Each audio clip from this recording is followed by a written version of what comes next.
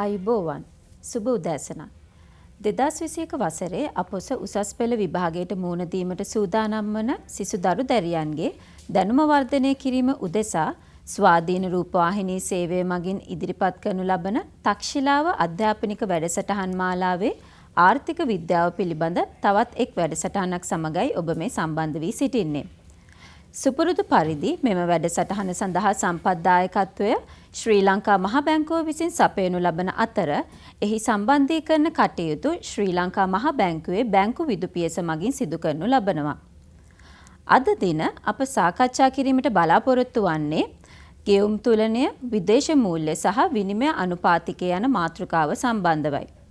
මෙම සාකච්ඡාවට අද අප සමග සම්බන්ධ වී සිටිනවා ශ්‍රී ලංකා මහ බැංකුවේ ආර්ථික පර්යේෂණ දෙපාර්තමේන්තුවේ ජ්‍යෙෂ්ඨ අර්ථශාස්ත්‍රඥ හර්ෂ අබේරත්න මහතා. අප එතුමාව ඉතාමත්ම ගෞරවයෙන් මෙම වැඩසටහනට පිළිගනු ලබනවා. ඒ වගේම මෙම වැඩසටහන ආරම්භයේදීම මා සඳහන් කිරීමට කැමැති අපොස උසස් පෙළ ආර්ථික විද්‍යාව ප්‍රශ්න පත්‍රයේහි මෙම මාතෘකාව ආශ්‍රයෙන් විමසා ඇති පසුගිය විභාග ගැටලු පිළිබඳවත් අවධානය යොමු කිරීමට අපි බලාපොරොත්තු වෙනවා. එසේනම් මෙම වැඩසටහනට ප්‍රවේශයක් ලබා ගැනීම සඳහා මම මුලින්ම ඔබතුමාගෙන් දැනගන්න කැමති ගෙවුම් තුලනය යනුවෙන් අදහස් කරන්නේ කුමක්ද යන්න පිළිබඳව. සුබ උදෑසනක්. ගෙවුම් තුනන ලේඛනයක් යනුවෙන් අපි හඳුන්වන්නේ රටක් විසින් නිශ්චිත කාල පරිච්ඡේදයක් තුලදී ලෝකයේ සෙසු රටවල් සමග සියලුම ආර්ථික ගනුදෙනු ක්‍රමානුකූලව සටහන් කරන ලේඛනයක්. ඒ අනුව ගෙවුම් තුලනයක අපි සටහන් කරන්නේ නේවාසිකයින් සහ අනේවාසිකයින් අතර ඇතිවන ගනුදෙනු. ශ්‍රී ලංකාව සහ බොහෝ රටවල් ගෙවුම් තුලනය සම්පාදනය කිරීමේදී ඒ සඳහා අන්තර්ජාතිකව පිළිගත් ක්‍රමවේදයක් භාවිතා කරනවා. ඒ අනුව 2012 වසරේ සිට ශ්‍රී ලංකාව ගෙවුම් තුලනය සම්පාදනය කරනු ලබන්නේ ජාත්‍යන්තර මූල්‍ය අරමුදලේ ගෙවුම් තුලන අත්පොත් 6 වෙනි සංස්කරණය අනුවයි. ඊට කලින් අපි ගෙවුම් තුලනය සම්පාදනය කළේ ජාත්‍යන්තර මූල්‍ය අරමුදලේ ගෙවුම් තුලන අත්පොත් 5 වෙනි සංස්කරණය නැත්නම් අපි කියනවා BPM 5 සංස්කරණය යටතේ තමයි සම්පාදනය කරේ. මීට අමතරව තව වැදගත් කරුණක් වන්නේ ශ්‍රී ලංකාව ගෙවුම් තුලනය සම්පාදනය කිරීමේදී කාර්තුමය සහ වාර්ෂිකමය වශයෙන් සම්පාදනය කරනු ලබනවා. ගෙවුම් තුලනයකින් ඕනෑම රටක විදේශීය අංශයේ තුලනය පිළිබඳ අවබෝධයක් අපට ලබා ගන්න පුළුවන්. ඔව් හර්ෂ. ඔබ පැහැදිලි කළා ගෙවුම් තුලන ලේඛනයක් මගින් ආර්ථිකයක බාහිර තුලනය පිළිබඳ මනා අවබෝධයක් ලබා ගත හැකි බව. ඒ වගේම ආර්ථිකයක බාහිර තුලනය සහ අභ්‍යන්තර තුලනය මගින් ප්‍රතිපත්ති සම්පාදනය සඳහාත් විශේෂ අවධානයක් යොමු කරනවා. එම නිසා අපි මේ අභ්‍යන්තර තුලනය සහ බාහිර තුලනය යන සංකල්ප පිළිබඳවත් අපේ දරු දැරියන්ව දැනුවත් කරමු. මුලින්ම අපි බලමු අභ්‍යන්තර තුලනය යනුවෙන් හඳුන්වන්නේ මොකක්ද කියලා. අභ්‍යන්තර තුලනය කියන්නේ දේශීය ආර්ථිකයේ පූර්ණ සේවා නියුක්තිය සහ මිල ස්ථායීතාවය අරමුණු අතර මනා තුලනයක් පවත්වා ගනිමින් ආර්ථික වර්ධනය ඇති කර ගැනීම. බාහිර තුලනය කියලා අපි හඳුන්වන්නේ ගෙවුම් තුලනය විශේෂයෙන්ම ගෙවුම් තුලනයේ ජංගම ගිණුමේ දිගුකාලීන හිඟයකින් තොරව ශක්තිමත්ව පවත්වාගෙන යමින් සහ විදේශ විනිමය අනුපාතිකය අවාසිදායක විචලනයකින් තොරව පවත්වාගෙන යාම. ඒ අනුව ප්‍රතිපත්ති සම්පාදනයේදී මේ අභ්‍යන්තර තුලනය සහ බාහිර තුලනය අතර මනා සංකලනයක් පවත්වාගෙන යාම ඉතාමත්ම වැදගත් වෙනවා. ඔබ ආරම්භයේදී සඳහන් කළා ගෙවුම් තුලන සංඛ්‍යාදත්ත සම්පාදනය කිරීමේදී ජාත්‍යන්තර මූල්‍ය අරමුදලේ ගෙවුම් තුලන අත්පොත යොදා ගන්නා බව. ඒ අනුව 2012 වසරෙන් අනතුරුව ජාත්‍යන්තර මූල්‍ය අරමුදලේ ගෙවුම් තුලන අත්පොතෙහි 5 වන සංස්කරණය වෙනුවට 6 වන සංස්කරණය යොදා ගනු ලැබුවා. ඒ නිසා අපි මේ ගෙවුම් තුලන අත්පොතෙහි 5 වන සංස්කරණයේ සිට 6 වන සංස්කරණය වෙත යොමු වීමේදී ඇති වූ මූලික වෙනස්කම් පිළිබඳව සඳහනක් කරමු. ගෙවුම් තුලන අත්පොත් 6 වෙනි සංස්කරණය නැත්නම් BPM 6 සංස්කරණය වෙත යොමු වීමේදී ප්‍රධාන වෙනස්කම් කීපයක්ම සිදු වුණා. මුලින්ම අපි ජංගම ගිණුමේ සිදු වෙනස්කම් පිළිබඳ සලකා බලමු. පැරණි ආකෘතිය යටතේ ආදායම් ගිණුම කියලා ගිණුමක් පැවතියා. BPM 6 සංස්කරණයෙන් පසුව එම ආදායම් ගිණුම වෙනුවට එය ප්‍රාථමික ආදායම් ගිණුම ලෙස නම වෙනස් වී තිබෙනවා. මීට අමතරව පැරණි ආකෘතිය යටතේ ජංගම සංක්‍රාම නමින් ගිණුමක් පැවතියා. BPM 6 සංස්කරණයේ අනතුරුව එම ජංගම සංක්‍රාම ගිණුම වෙනුවට ද්විතීක ආදායම ගිණුම ලෙස එහි නම වෙනස් වී තිබෙනවා. මීට අමතරව අපි ප්‍රාග්ධන ගිණුම ගත්තොත් ප්‍රාග්ධන ගිණුම පෙර ආකෘතියේදී කාණ්ඩගත වුණේ මූල්‍ය ගිණුම සමග. නමුත් BPM6 සංස්කරණයත් සමග ප්‍රාග්ධන ගිණුම ජංගම ගිණුම සමග කාණ්ඩගත කොට ජංගම සහ ප්‍රාග්ධන ගිණුමේ ශේෂය නමින් ශේෂයක් ගණනය කරනවා.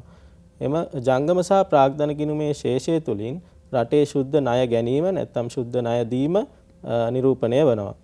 අපි දැන් යමු මූල්‍ය ගිණුමේ ඇති වූ වෙනස්කම් මොනවද කියලා සාකච්ඡා කරන්න. මූල්‍ය ගිණුමේ ප්‍රධාන වශයෙන් සටහන් කරන්නේ නේවාසිකයින් සහ අනේවාසිකයන් අතර මූල්‍ය වත්කම් සහ වගකීම් සම්බන්ධයෙන් සිදුවන ගනුදෙනු.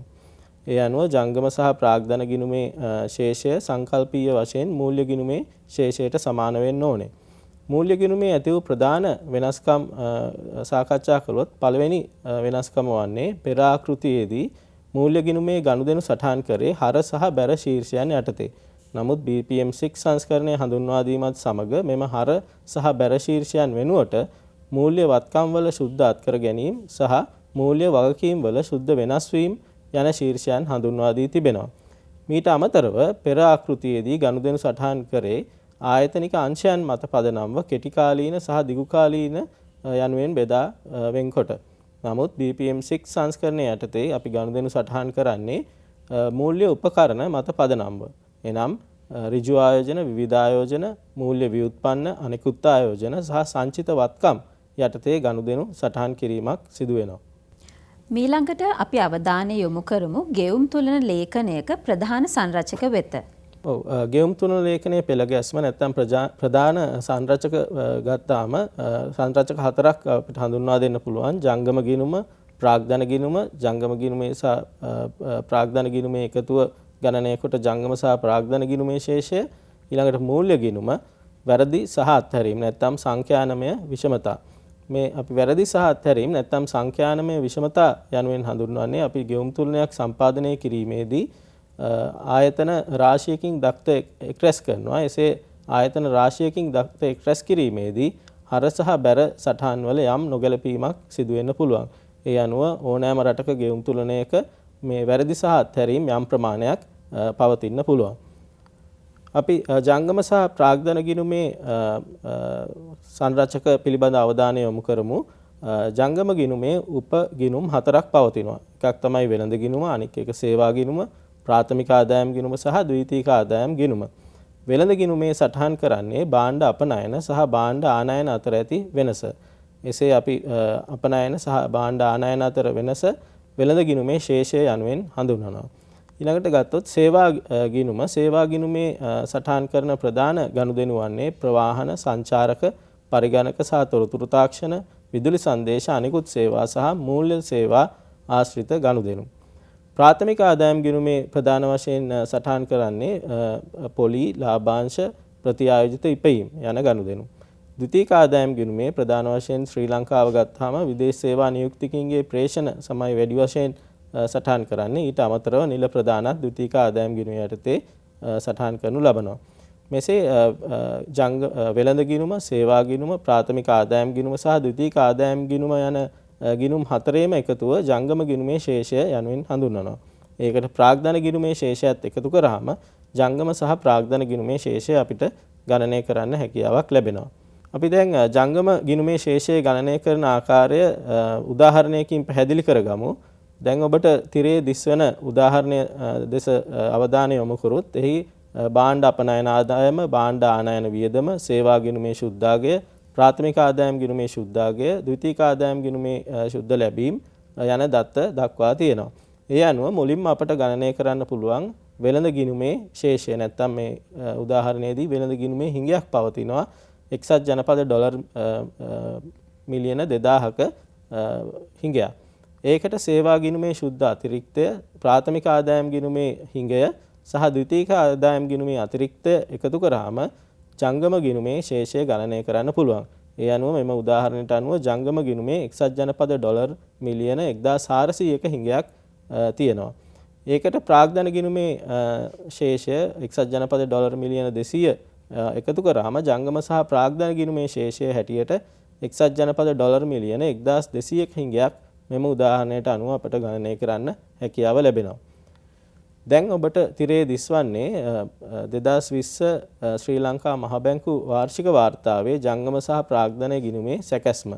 ඒ අනුව ඔබට පැහැදිලි වෙනවා ඇති මම පෙර සඳහන් කර පරිදි BPM6 සංස්කරණය යටතේ ජංගම ගිණුම සකස් වී ඇති ආකාරය. ඒ අනුව භාණ්ඩ ගිණුම නැත්නම් වෙළඳ ගිණුම, සේවා ගිණුම, ප්‍රාථමික ආදායම් ගිණුම, ද්විතීයික ආදායම් ගිණුම යටතේ ගනුදෙනු සටහන් වී ඇති ආකාරය මෙම තිරේදී ඔබට දිස් වෙනවා. ඊට අමතරව ඒකට ප්‍රාග්ධන ගිණුමේ ශේෂයත් එකතු කර ජංගම සහ ප්‍රාග්ධන ගිණුමේ ශේෂය ගණනය කර ඇති ආකාරය මෙම සංඛ්‍යා සටහනෙන් ඔබට පැහැදිලි වෙනවා ඇති. ගෙවුම් තුලන ලේඛනයේ ප්‍රධාන සංරචකයක් වන ජංගම සහ ප්‍රාග්ධන ගිණුමේ ශේෂයන් ගණනය කරන ආකාරය පිළිබඳ ඔබට දැන් පැහැදිලි අවබෝධයක් ඇති. අපි මීළඟට බලමු ගෙවුම් තුලනේ මූල්‍ය ගිණුමේ ප්‍රධාන සංරචක මොනවාද කියලා.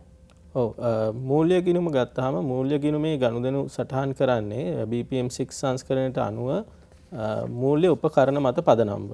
ඒ අනුව ඍජු ආයෝජන, විවිධ ආයෝජන, මූල්‍ය ව්‍යුත්පන්න, අනෙකුත් ආයෝජන සහ සංචිත වත්කම් යටතේ ගනුදෙනු සටහන් කරනු ලබනවා. ඍජු ආයෝජන ගත්තාම හිමිකම් සහ ආයෝජන කොටස් අරමුදල් සහ ණය උපකරණ යටතේ ගනුදෙනු සටහන් කරනවා. විවිධ ආයෝජන යටතේ ගනුදෙනු සටහන් කරන්නේත් එසේමයි. මූල්‍ය ව්‍යුත්පන්න ආශ්‍රිත ගනුදෙනු සහ අනෙකුත් ආයෝජන. අනෙකුත් ආයෝජන ගත්තාම මුදල් සහ තැන්පතු, ණය ගනුදෙනු, වෙළඳ ණය සහ අත්තිකාරම්, අනෙකුත් ලැබිය යුතු ගෙවිය යුතු ගිණුම්, විශේෂ ගැනුම් හිමිකම් යන ශීර්ෂ යටතේ ගනුදෙනු සටහන් කරනු ලබනවා. ඊට අමතරව මූල්‍ය ගිණුමේ සංචිත වත්කම් ආශ්‍රිත ගනුදෙනුත් සටහන් කරනවා. දැන් ඔබට තිරේ දිස් වෙනවා 2020 මහ බැංකු වාර්ෂික වාර්තාවේ මූල්‍ය ගිණුම පළ වූ ආකාරය. ඒ අනුව මම පෙර සඳහන් කර පරිදි BPM6 සංස්කරණයට අනුව මූල්‍ය ගිණුමේ ශීර්ෂයන් වෙනස් වී ඇති ආකාරය ඔබට දිස්වනවා ඇති. ඒ අනුව මූල්‍ය වත්කම් වල ශුද්ධ අත්කර ගැනීම, මූල්‍ය වගකීම්හි ශුද්ධ වෙනස් වීම යන ශීර්ෂයන් යටතේ ගනුදෙනු සටහන් වෙනවා. ඊට අමතරව මූල්‍ය උපකරණ යටතේ ඍජු ආයෝජන, විවිධ ආයෝජන, මූල්‍ය ව්‍යුත්පන්න, අනෙකුත් ආයෝජන සහ සංචිත වත්කම් යටතේ ගනුදෙනු සටහන් වී ඇති ආකාරය මෙම සංඛ්‍යා සටහන මගින් පැහැදිලි වෙනවා. ගෙවුම් තුලන සංඛ්‍යාදත්ත සම්පාදනය කිරීම සඳහා ගෙවුම් තුලන අත්පොතෙහි 6 වන සංස්කරණය යොදා ගැනීමත් සමග ගෙවුම් තුලනේ ගනුදෙනු සටහන් කරන ආකාරයේද යම් යම් වෙනස්කම් සිදු වුණා. අපි මේ පිළිබඳවත් අපේ දරුදරුවන්ව දැනුවත් කරමු. ඔව් ගෙවුම් තුනන ලේඛනයක ගනුදෙනු සටහන් කිරීමේදී අපි යොදා ගන්නා කීපයක්ම තියෙනවා. ඉන් එකක් වන්නේ ගෙවුම් තුලනේ ගනුදෙනු සටහන් කරන්නේ ගිණුම් කරන මූලධර්මයන්ට අනුව. ඒ අනුව ද්විත්ව සටහන් ක්‍රමය යොදා ගන්නවා ගනුදෙනු සටහන් කිරීමේදී. ඒ අනුව ඕනෑම ගනුදෙනුවකට හර සහ බැර සටහන් යනුවෙන් සටහන් දෙකක් පවතිනවා. ගෙවුම් තුලන ලේඛනයක ගනුදෙනු සටහන් කිරීම BPM6 සංස්කරණයෙන් අනතුරුව කරන ආකාරය පැහැදිලි කරගන්න උදාහරණ කීපයක් අපි යොදා ගමු. පළවෙනි උදාහරණය ශ්‍රී ලාංකික නිෂ්පාදන ආයතනයක් එක්සත් ජනපද ඩොලර් මිලියන 10ක් වටිනා ටයර් එක්සත් රාජධානියේ සමාගමකට අපනයනය කරයි. මෙහි ද්විත්ව සටහන් අපි සලකා බැලුවොත් මෙම ගනුදෙනුව අපනයනය කිරීමකට සම්බන්ධ ගනුදෙනුවක්. ඒ අනුව අපනයන කිරීම අපි මුලින්ම සඳහන් කරන්න ඕනේ ජංගම ගිණුමේ වෙළඳ ගිණුම යටතේ භාණ්ඩ ගිණුම යටතේ බැර සටහනක් හැටියට. ඉන් අනතුරුව අපනයන කිරීම හේතුවෙන් රටට විදේශ විනිමය ගලායමක් සිදු වෙනවා. එය සටහන් කිරීම සඳහා මූල්‍ය ගිණුමේ අනෙකුත් ආයෝජන යටතේ මුදල් සහ තැන්පතු වත්කම් ඉහළ යාම පිළිබිඹු කරන්න මූල්‍ය වත්කම් වල ශුද්ධ අත්කර ගැනීම වැඩිවීමක් සටහන් කරන්න ඕනේ. අපි තවත් උදාහරණයක් වෙත යොමු. උදාහරණ 2 ශ්‍රී ලාංකික සමාගමකට තමන් සතු මැද පෙරදිග ඇති ඇඟලුම් කර්මාන්ත ශාලාවකින් රුපියල් මිලියන 40ක ලාභාංශ ලැබෙනවා යයි සලකන්න. මෙම ගනුදෙනුවේ ද්විත්ව සටහන් අපි සලකා බැලුවොත් ඔබට පැහැදිලි මෙය රටට ලාභාංශ ලැබීමක්. ලාභාංශ ලැබීම අපි සටහන් කරන්නේ ප්‍රාථමික ආදායම් ගිණුමේ. ලාභාංශ ලැබීමක් නිසා ප්‍රාථමික ආදායම් ගිණුමේ බැර සටහනක් සටහන් කරන්න ඕනේ. ඊට අමතරව මූල්‍ය ගිණුමේ රටට විදේශ විනිමය ගලායම සටහන් කිරීම සඳහා මූල්‍ය ගිණුමේ මුදල් සහ තැන්පතු වත්කම් ඉහළ යාම නැත්නම් මූල්‍ය වත්කම් වල ශුද්ධ අත්කර ගැනීම වැඩිවීම සටහන් කරන්න ඕනේ.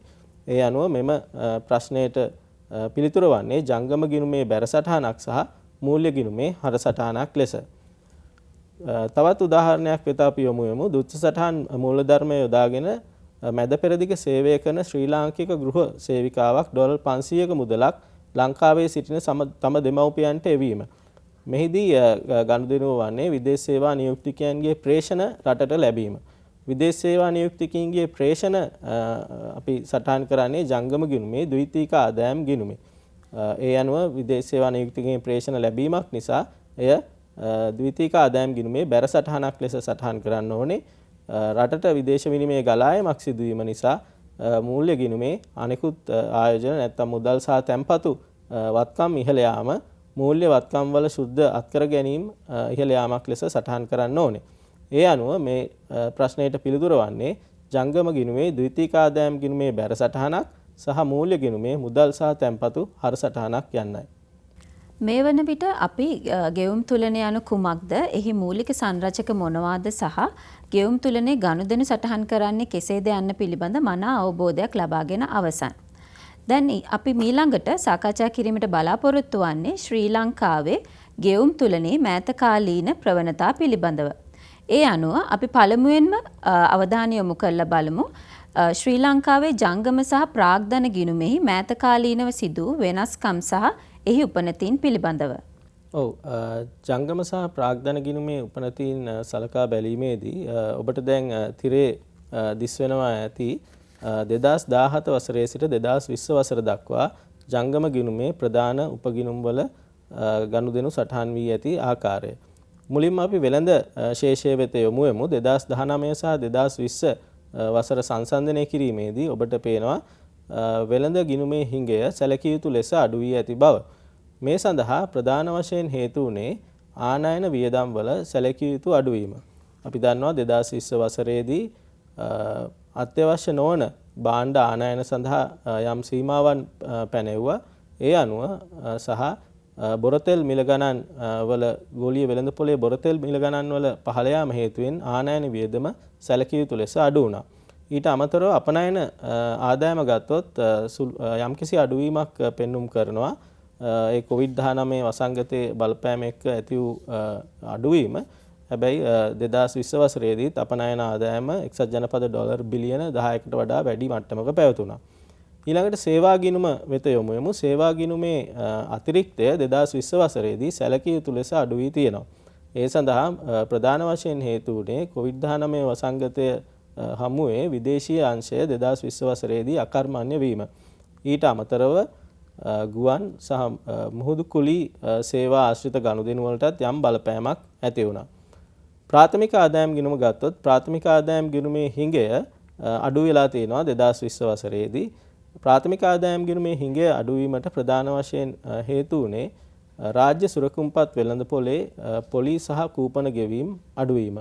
ඊට අමතරව ඍජු ආයෝජන ව්‍යාපාරවල ලාභාංශ සහ ප්‍රතිආයෝජිත ඉපයීම් අඩුවීමත් ප්‍රාථමික ආදායම් ගිණුමේ හිඟය අඩුවීමට බලපාලා තියෙනවා. ද්විතීයික ආදායම් ගිණුමේ අතිරික්තය 2020 වසරේදී වැඩි වෙලා තියෙනවා. ඒ අනුව ගත්තාම මෙම ගිණුම් හතරේම එකතුව නැත්නම් ජංගම ගිණුමේ හිඟය 2020 වසරේදී අඩුවීමක් පෙන්눔 කරලා තියෙනවා. ප්‍රාග්ධන ගිණුමේ සුළු අතිරික්තයක් වන එක්සත් ජනපද ඩොලර් මිලියන 28ක් එකතු කරාම ජංගම සහ ප්‍රාග්ධන ගිණුමේත් හිඟය 2020 වසරේදී අඩු වී ඇති ආකාරය ඔබට පෙනී යනවා. අපි මෙම ගිණුම් වල ශේෂයන් දලදේශීය නිෂ්පාදිතයේ ප්‍රතිශතයක් ලෙස ගත්තාම වෙළඳ ගිණුම, ජංගම ගිණුම, ජංගම සහ ප්‍රාග්ධන ගිණුම දලදේශීය නිෂ්පාදිතයේ ප්‍රතිශතයක් ලෙස එම ගිණුම් වල හිඟයන් 2020 වසරේදී අඩු වී ඇති බව පෙනී යනවා. ජංගම සහ ප්‍රාග්ධන ගිණුමෙහි මෑත කාලීන ප්‍රවණතා පිළිබඳව සාකච්ඡා කිරීමෙන් අනතුරුව අපි මීළඟට මූල්‍ය ගිණුමෙහි මෑත කාලීන ප්‍රවණතා පිළිබඳව අවධානය යොමු කරමු.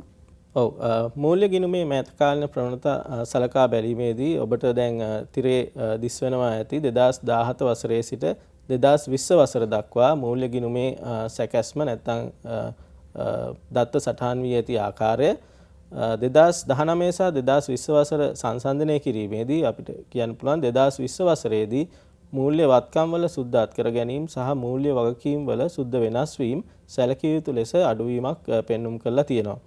මූල්‍ය ගිණුමේ අනෙකුත් ප්‍රධාන සංරචක වෙත යොමු වුණොත් ඍජු ආයෝජන වගකීම් ආශ්‍රිත ගනුදෙනු 2020 වසරේදී අඩුවීමක් පෙන්눔 කරලා තියෙනවා 2019ට සාපේක්ෂව. ඒ සඳහා ප්‍රධාන වශයෙන් බලපෑවේ විදේශ ඍජු ආයෝජන ලැබීම් 2020 වසරේදී යම් මට්ටමකට අඩුවීම. ඊට අමතරව ගත්තොත් විවිධ ආයෝජන වගකීම් ආශ්‍රිත ගනුදෙනු 2020 වසරේදී අඩුවීමක් පෙන්눔 කරලා තියෙනවා.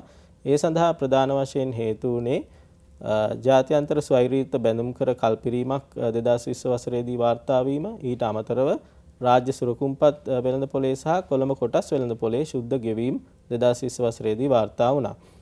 අනෙකුත් ආයෝජන වගකීම් 2020 වසරේදී ඉහළ යාමක් පෙන්눔 කරනවා.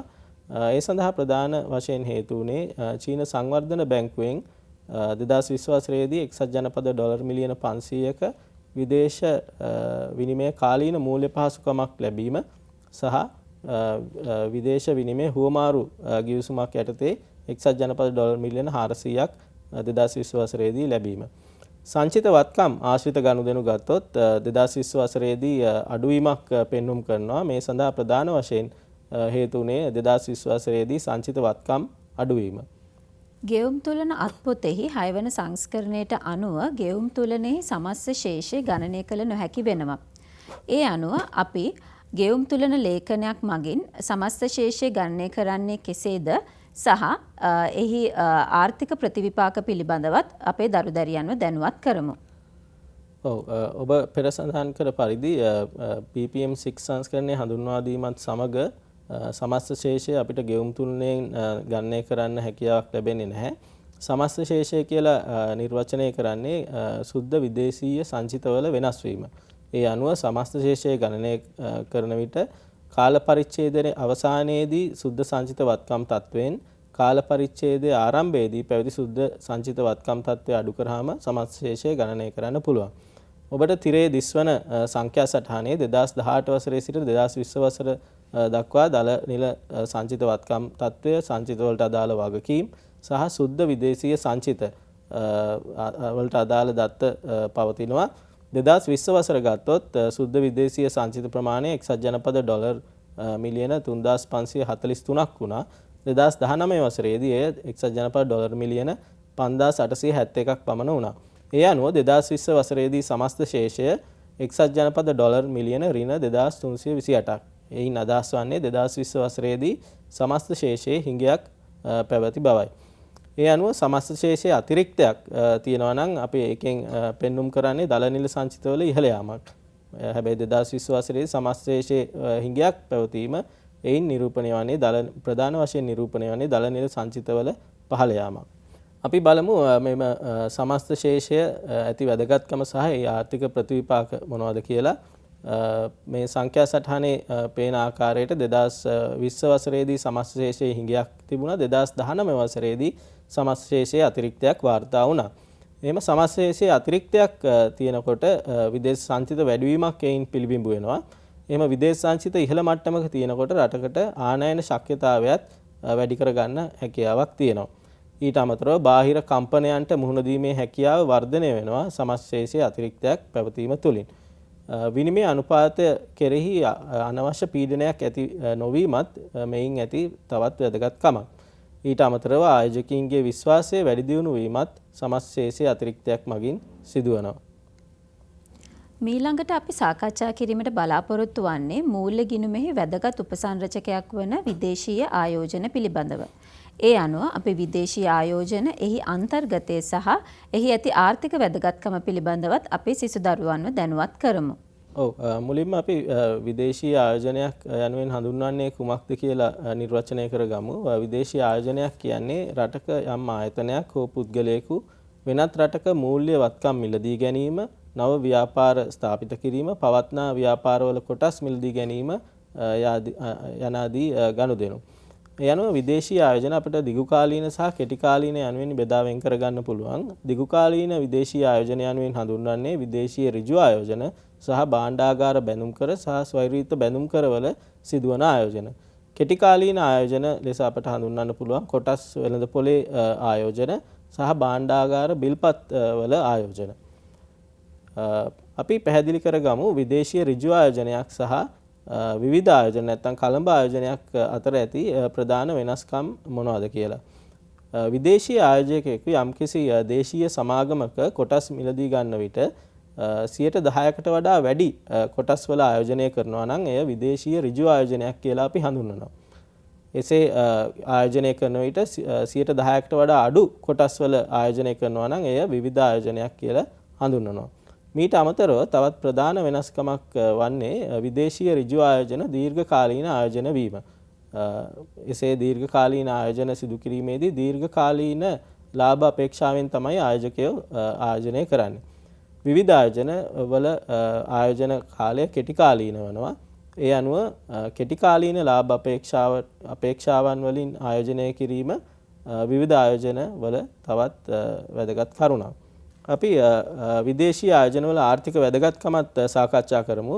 විදේශීය ආයෝජන රටකට ගලා යාම තුළින් ඒ ලැබෙන මූල්‍ය ප්‍රවාහ අපිට රටේ යටිතල පහසුකම් සංවර්ධනයට යොදා ගන්න පුළුවන්. ඊට අමතරව ඉතුරුම් ආයෝජන පරතරය නැත්නම් ජංගම ගිණුමේ හිඟය මූල්‍යණය කරගන්න විදේශ ආයෝජන යොදා ගන්න පුළුවන්. විදේශ ආයෝජන සමග බොහෝ විට දියුණු තාක්ෂණය සහ විදේශීය විශේෂඥ ඥානය රටට ලබා ගැනීමේ හැකියාවකුත් තියෙනවා. විදේශීය ඍජු ආයෝජන ගත්තොත් විදේශීය ඍජු ආයෝජන ණය නොවන ප්‍රාග්ධන ගලා යාමක් නිසා රටේ ණයබර ඉහළ නොයාමත් ඉතාමත්ම වැදගත් කාරණයක්.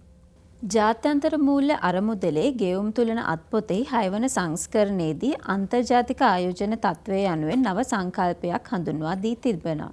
අපි ඒ පිළිබඳවත් අවධානය යොමු කරමු. ඔව් BPM 6 සංස්කරණය හඳුන්වා දීමත් සමග මෙම අන්තර්ජාතික ආයෝජන තත්ත්වය කියන නව සංකල්පය හඳුන්වා දී තියෙනවා. අන්තර්ජාතික ආයෝජන තත්ත්වය අපි ගත්තොත් සංකල්පීය වශයෙන් රටේ විදේශීය අංශයේ ශේෂපත්‍රය කියලා හඳුන්වන්න පුළුවන්. ඒ අනුව අන්තර්ජාතික ආයෝජන තත්ත්වයේ සටහන් කරන්නේ රටේ නේවාසිකයන් සතු විදේශීය වත්කම් සහ ඔවුන් වෙත ඇති විදේශීය වගකීම් වල වටිනාකම සහ සංයුතියයි. BPM 6 සංස්කරණය යටතේ අන්තර්ජාතික ආයෝජන තත්ත්වය සම්පාදනය කිරීමේදී මූලික වශයෙන් කාර්ය අනුව කෙරෙන වර්ගීකරණය නැත්නම් මූල්‍ය උපකරණ මත පදනම්ව තමයි අන්තර්ජාතික ආයෝජන තත්ත්වය සම්පාදනය කරනු ලබන්නේ. ඒ අනුව ඍජු ආයෝජන, විවිධ ආයෝජන, මූල්‍ය ව්‍යුත්පන්න, අනිකුත් ආයෝජන සහ සංචිත වත්කම් යටතේ අන්තර්ජාතික ආයෝජන තත්ත්වය සම්පාදනය කරනු ලබනවා. අපි අන්තර්ජාතික ආයෝජන තත්ත්වයේ මෑත කාලීන වෙනස්කම් පිළිබඳ සලකා බලමු. දැන් ඔබට තිරේ දිස්වන සංඛ්‍යා සටහනේ 2019 සහ 2020 වසරේ අන්තර්ජාතික ආයෝජන තත්ත්වයේ වෙනස්කම් දක්නට ලැබෙනවා. ඒ අනුව ඔබට පේනවා 2019 සහ 20 වසරේ විදේශීය වත්කම් සහ වගකීම් වෙනස් වී ඇති ආකාරය. මුලින්ම ඍජු ආයෝජන ගත්තොත් ඍජු ආයෝජන වගකීම් තත්ත්වය 2020 වසරේදී ඉහළ ගොස් තියෙනවා. ඒ සඳහා හේතු වන්නේ 2020 වසරේදී ඍජු ආයෝජන ලැබීම් රටට වාර්තා වීම. විවිධ ආයෝජන ගත්තොත් විවිධ ආයෝජන වගකීම් තත්ත්වය සැලකිය යුතු ලෙස 2020 වසරේදී අඩු වෙලා තියෙනවා. මේ සඳහා ප්‍රධාන වශයෙන් හේතු වන්නේ ජාත්‍යන්තර ස්වෛරීත්ව බැඳුම් කරවල වෙළඳ වටිනාකම නැත්නම් වෙළඳ පොළ මිල ගණන් අඩු වීම 2020 වසරේදී. ඊට අමතරව රාජ්‍ය සුරකුම්පත් වෙළඳ පොලේ සහ කොළඹ කොටස් වෙළඳ පොලේ වාර්තා වූ ශුද්ධ ගෙවීමුත් ඒ සඳහා බලපාලා තියෙනවා. අනෙකුත් ආයෝජන යටතේ විදේශීය ණය වගකීම් තත්ත්වය 2020 වසරේදී සුළු වශයෙන් වැඩි වෙලා තියෙනවා. ඒ සඳහා බලපාන්නේ රජයට සහ පෞද්ගලික අංශය වෙත ණය ලැබීම් වාර්තා වීම. ඊට අමතරව සංචිත වත්කම් ගත්තොත් සංචිත වත්කම් වල සැලකිය යුතු අඩුවීමක් 2020 වසර අවසානයේදී වාර්තා වුණා. ඒ අනුව සංචිත වත්කම් 2019 වසරේදී වාර්තා වූ එක්සත් ජනපද ඩොලර් මිලියන 7642 සිට එක්සත් ජනපද ඩොලර් මිලියන 5664ක් දක්වා අඩු වී තිබෙනවා. දැන් අපි ගත්තොත් මෙම තත්ත්වයන්ගේ සමස්තය මුළු වත්කම් සහ වගකීම් තත්ත්වය ශ්‍රී ලංකාව 2019 2020 සහ ඊට පෙර තත්ත්වය ගත්තොත් විදේශීය වගකීම් තත්ත්වය වත්කම් තත්ත්වයට වඩා ඉහළ අගයක පවතිනවා. ඒ අනුව ශුද්ධ අන්තර්ජාතික ආයෝජන තත්ත්වය ඍණාගයක් ගන්නවා. එයින් අදහස් කරන්නේ සුද්ධ අන්තර්ජාතික ආයෝජන තත්ත්වයේ ශුද්ධ වගකීම් තත්ත්වයක් තමයි ශ්‍රී ලංකාවේ පවතින්නේ. 2020 වසරේදී මෙම ශුද්ධ වගකීම් තත්ත්වයේ යම් අඩුවීමක් පෙන්눔 කරලා තියෙනවා. ගෙවුම් තුලනේ සමස්ත ශේෂයේ අතිරික්තයක් පැවතීම විදේශීය සංචිත ඉහළ යාමට හේතුවක් බව සමස්ත ශේෂය පිළිබඳ සාකච්ඡාවේදී ඔබ සඳහන් කළා. ඒ අනුව අපි මීළඟට සාකච්ඡා කිරීමට බලාපොරොත්තු වන්නේ විදේශීය සංචිත පිළිබඳවයි.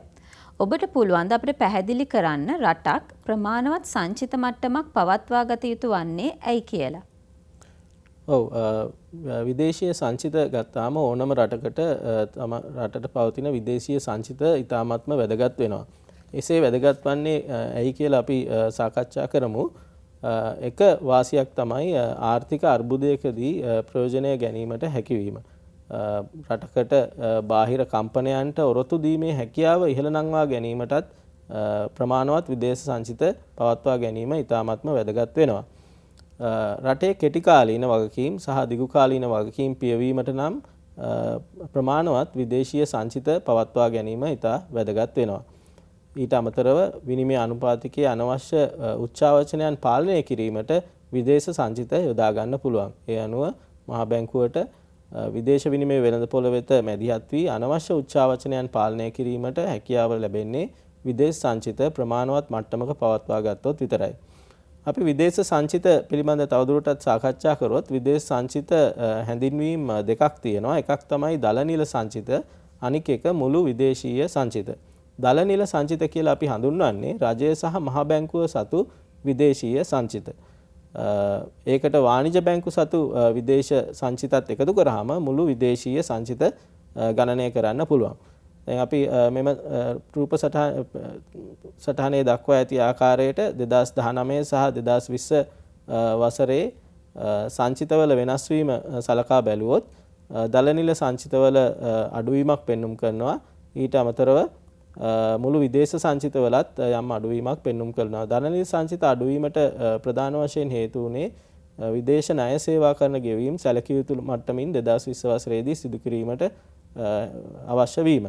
ඊට අමතරව මුළු විදේශ සංචිත අඩුවීමට ප්‍රධාන වශයෙන් හේතු වෙලා තියෙන්නේ දලනිල සංචිතවල මෙම අඩුවීම. සංචිත වල ප්‍රමාණාත්මක භාවයේ මයින මිනුම් දණු කීපයක්ම තියෙනවා. එකක් තමයි සංචිත මට්ටමේ නැත්නම් සංචිතවල තියෙන ආනයන හැකියාව. ආනයන හැකියාව ගණනය කරන්නේ දලනිල සංචිත ප්‍රමාණය වාර්ෂික ආනයන වල මාසික සාමාන්‍යයෙන් බෙදුවාම අපට සංචිත යොදාගෙන කෙතරම් මාස ගාණක් ආනයන පියවා ගන්න පුළුවන්ද කියලා ගණනය කරගන්න පුළුවන්. ඒ අනුව 2020 වසර අවසානයේදී පැවති සංචිත ප්‍රමාණය මාස 4.2ක ආනයන වටිනාකමකට සමාන වෙලා තියෙනවා. මේ උදාහරණයේ ගණනය කිරීම දක්වා තියෙනවා. සංචිත මට්ටම එක්සත් ජනපද ඩොලර් මිලියන 5664 වාර්ෂික ආනයනවල මාසික සාමාන්‍යයෙන් බෙදුවාම මාස 4.2ක් පමණ වෙලා තියෙනවා.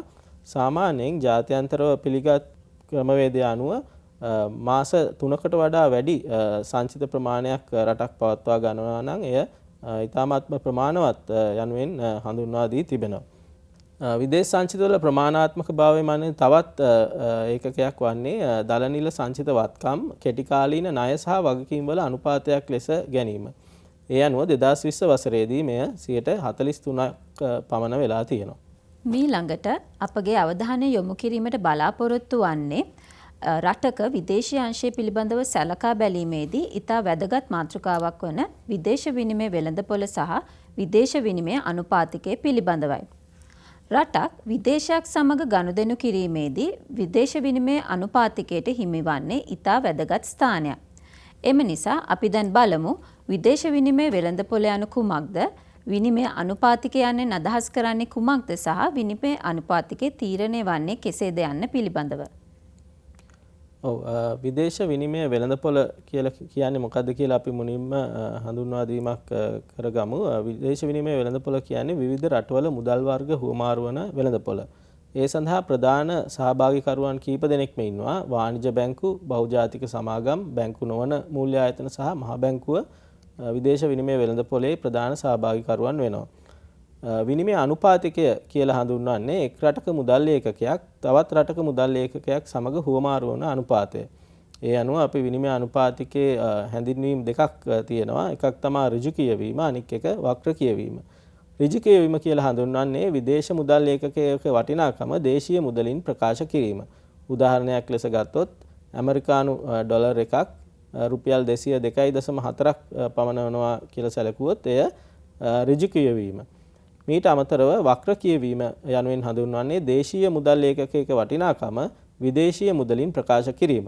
උදාහරණයක් ලෙස ශ්‍රී ලංකා රුපියල් 1ක් බ්‍රිතාන්‍ය පවුම් 0.0036ක් පමණ වෙනවා කියලා සැලකුවොත් එය වක්‍ර කියවීම. මීට අමතරව විනිමය අනුපාතිකයේ තවත් ප්‍රධාන හැඳින්වීම් දෙකක් තියෙනවා. එකක් තමයි නාමික විනිමය අනුපාතිකය, අනික මූර්ත විනිමය අනුපාතිකය. අපි කලින් සඳහන් කළේ නාමික විනිමය අනුපාතිකය. ඒ කිව්වේ විදේශීය මුදල් ඒකකයකගේ දේශීය මුදලින් ප්‍රකාශ කිරීම නැත්නම් දේශීය මුදල් ඒකකයකගේ විදේශීය මුදලින් ප්‍රකාශ කිරීම. ඊට අමතරව මූර්ත විනිමය අනුපාතිකයත් ඉතාමත් වැදගත් ගණනය කිරීමක්. මූර්ත විනිමය අනුපාතිකය කියලා අපි හඳුන්වන්නේ උද්දමන අනුපාතිකයන්හි පරතරය සඳහා ගලපන ලද නාමික විනිමය අනුපාතිකය. ඒ අනුව මූර්ත විනිමය අනුපාතිකය ගණනය කරන්නේ නාමික විනිමය අනුපාතිකය දේශීය උද්දමන අනුපාතිකයෙන් වැඩි කරලා විදේශීය උද්දමන අනුපාතිකයෙන් බෙදුවාම මූර්ත විනිමය අනුපාතිකය ගණනය කරන්න පුළුවන්. අපි විදේශ විනිමය වෙළඳපොළ නැත්නම් විනිමය අනුපාතිකය සම්බන්ධ ගැටලු පසුගිය විභාගයේදී අහලා තියෙන ගැටලු කීපයක් වෙත යොමු වෙමු. පළමු ගැටලුව වන්නේ නම්‍ය විනිමය අනුපාතික ක්‍රමයක් යටතේ ඇමරිකානු ඩොලරයේ රුපියල් මිල ඉහළ නංවනුයේ පහත් සඳහන් කවර කරුණක්ද යන්න තමයි ප්‍රශ්නය වුණේ. ඔබට පැහැදිලි මෙහිදී රුපියලේ අගයේ පිරිහීමක් නැත්නම් අවප්‍රමාණයක් සිදුවන්න හේතුව තමයි අහලා තියෙන්නේ. ඒ නිසා මේකේ මෙම ප්‍රශ්නයට පිළිතුර වන්නේ ශ්‍රී ලංකාවට වඩා ඇමරිකා එක්සත් ජනපදයේ මූර්ත පොලි අනුපාතික ඉහළ යාම. අපි දන්නවා විදේශ රටක මූර්ත පොලි අනුපාතික ඉහළ ගියාම දේශීයව ඇති විදේශී ආයෝජන රටෙන් බැහැරට යාමක් සිදු වෙන්න පුළුවන්. එසේ විදේශී ආයෝජන ගෙවීම් වාර්තා වීම හේතුවෙන් විදේශ විනිමය වෙළඳපොලේ පීඩනයක් ඇතිවීමෙන් දේශීය මුදලේ අගය අවප්‍රමාණය වෙන්න පුළුවන්. අපි තවත් උදාහරණයක් ගමු.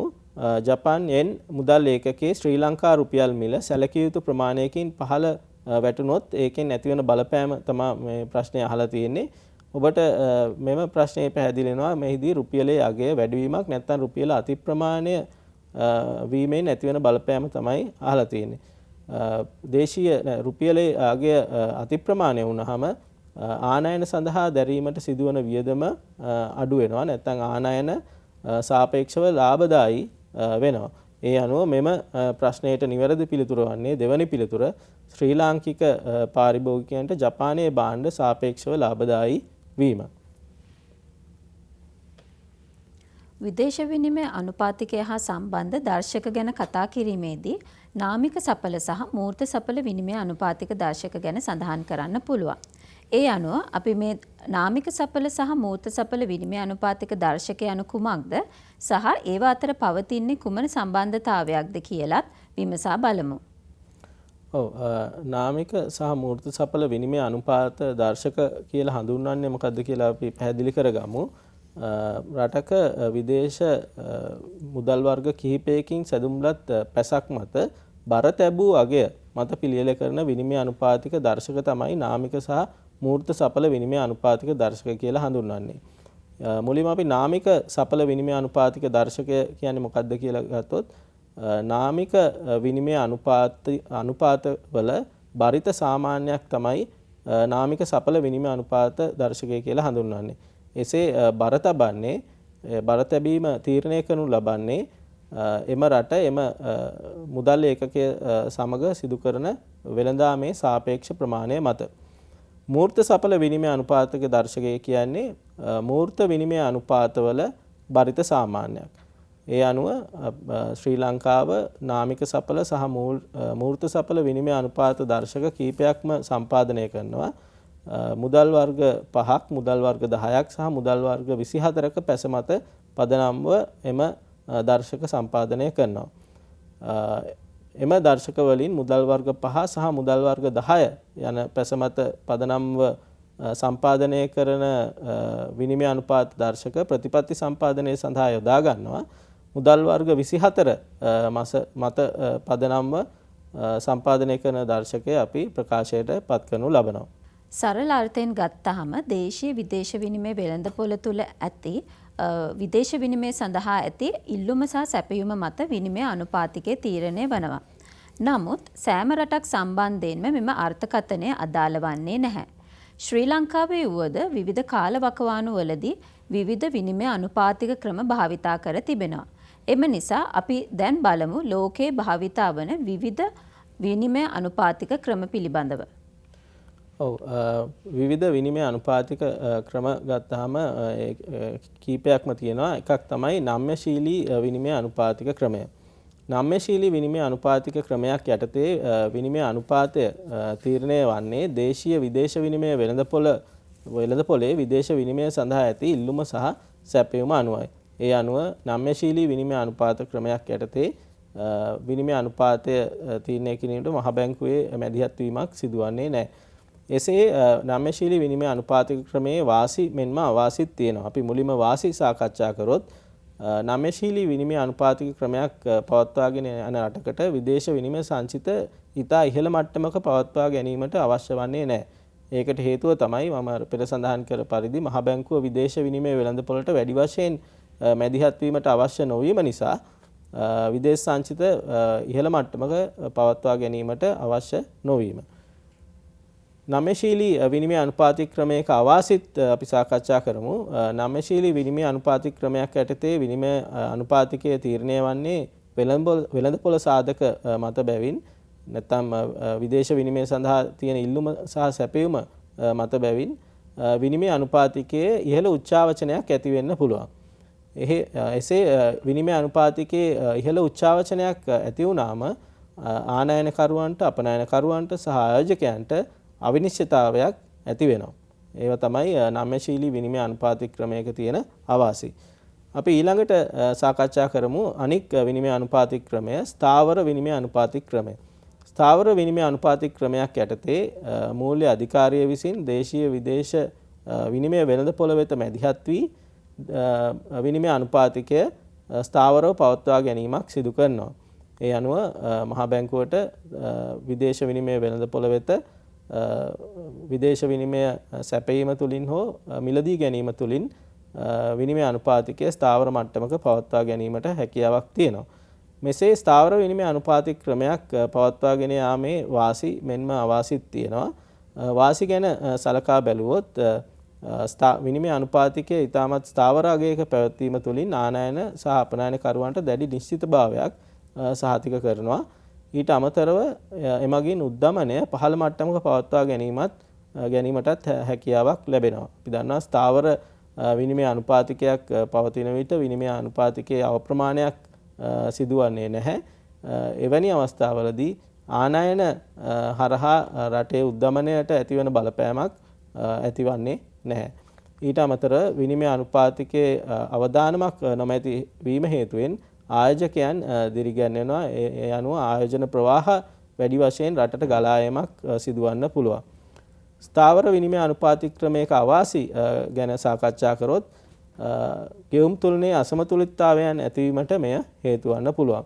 ඊට අමතරව විදේශ විනිමය සංචිත අඩුවීමටත් මෙම ක්‍රමය බලපාන්න පුළුවන්. මම පෙර සඳහන් කර පරිදි මහ බැංකුව දැඩි විදේශ විනිමය අනුපාතිකයේ දැඩි පීඩන තත්ත්වයක් පවතින විට නිරන්තරයෙන් විදේශ විනිමය වෙළඳපොළ වෙත විනිමය සැපයීමේදී විදේශ සංචිත ප්‍රමාණය අඩුවන්න පුළුවන්.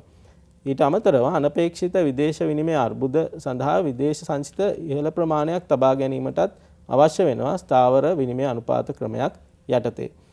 මෙම ප්‍රධාන විනිමය අනුපාත තීරණය කිරීමේ ක්‍රමවේදයන්ට අමතරව පාලිත නම්‍ය විනිමය අනුපාත ක්‍රමය කියලා තවත් විනිමය අනුපාත ක්‍රමයක් පවතිනවා. එය ස්ථාවර විනිමය අනුපාත ක්‍රමය සහ නම්‍යශීලී විනිමය අනුපාතික ක්‍රමේ සංකලනයක්. ඔව්. එම පැහැදිලි කිරීමත් සමග ගෙවුම් තුලනය විදේශ මූල්‍ය සහ විනිමය අනුපාතික යන මාතෘකාව යටතේ වන සාකච්ඡාව අවසන් කෙරෙනවා. අද දින අප මෙම වැඩසටහන මගින් අවධානය යොමු කරේ රටක විදේශීය අංශය පිළිබඳව සැලකීමේදී වැදගත් වන කරුණු සමූහයක් පිළිබඳවයි. ඒ අනුව ගෙවුම් තුලනය සහ එහි අන්තර්ගතය, විදේශ ආයෝජන, අන්තර්ජාතික ආයෝජන තත්ත්වය, විදේශීය සංචිත සහ විනිමය අනුපාතිකය යන කරුණු ගැන සාකච්ඡා කළා. විශේෂයෙන්ම ශ්‍රී ලංකාවේ මෙම කරුණු සම්බන්ධයෙන් මෑතකාලීනව සිදු වූ විශේෂ සිදුවීම් පිළිබඳවත් අපි සාකච්ඡා කළා.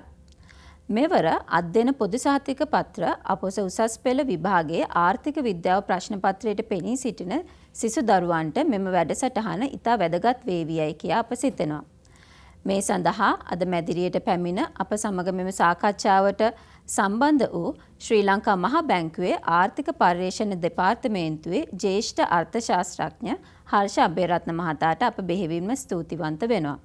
ඒ වගේම මෙම වැඩසටහන සඳහා සම්පත්දායකත්වයේ සැපයූ ශ්‍රී ලංකා මහ බැංකුවටත් මෙම වැඩසටහන සම්බන්ධීකරණ කටයුතු සිදු කළ බැංකු විදුපියසටත් මෙවන් හරවත් වැඩසටහන් මාලාවක් ඉදිරිපත් කිරීමට සහභාගී වූ ස්වාධීන රූපවාහිනී සේවයටත් අපි ස්තුතිවන්ත වෙනවා.